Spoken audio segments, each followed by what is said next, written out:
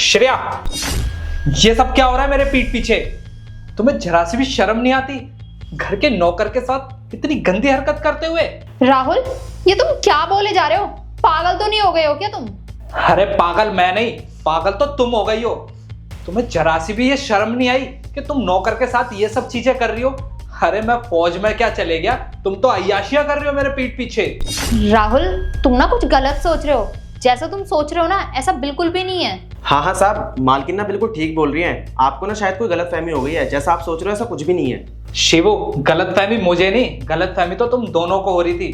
तुम्हें क्या लगा था कि इस घर में जो मन आए वो करोगे? क्योंकि मुझे तो कभी पता ही नहीं चलेगा, क्योंकि मैं तो बाहर रहता हूँ। अरे मैं तो तुम्हें सरप्राइज देने आया था, मुझे क्या पता था यहाँ के मुझे ही सरप्राइज मिल जाएगा। अरे रामू, जिस थाली में तूने खाया उसी में छेद कर दिया। अरे भूल गया क्या वो दिन जब तू रोडों पे रहता था, मैं तुझे इस घर में लेके आया था? और ये इससे तो मैं क्या ही बोलूं, इसको ये शर्म नहीं आई कि इसका पति अभी जिंदा है, फिर भी इसने ये हरकत की। बस करो राहुल, बहुत हो गया है।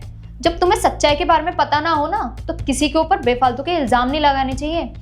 और शिबू तो मेरे छोटे भाई की तरह है। मैं मानती हूँ कि शिबू हमारे घर में नौकरी करता है, इसका मतलब ये नहीं कि उसे हम इस घर का नौकर समझते हैं। वो हमारे फैमिली के मेंबर के जैसा है, और इसके साथ तो मैं ऐसा करने की कुछ सोच भी नहीं सकती।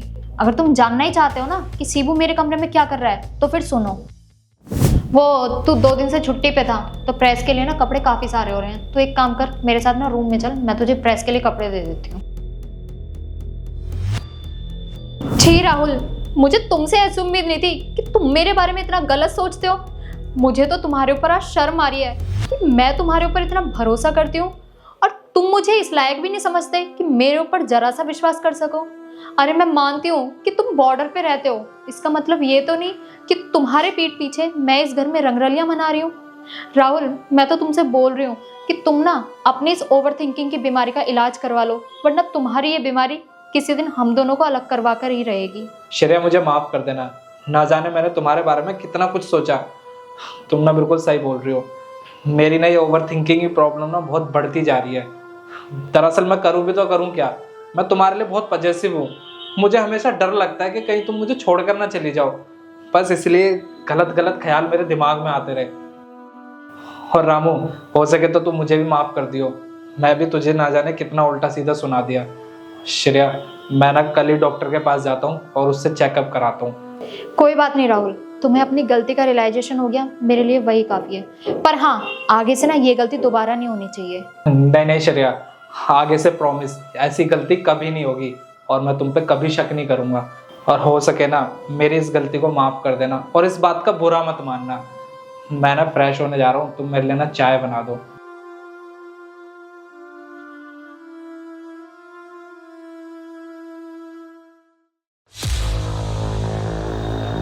शिवू,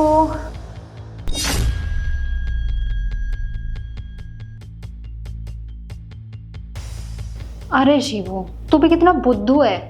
कम से कम तेरे साथ यहाँ नहीं है तो उस चीज का फायदा तो उठाया जाए। चला रूम में आ।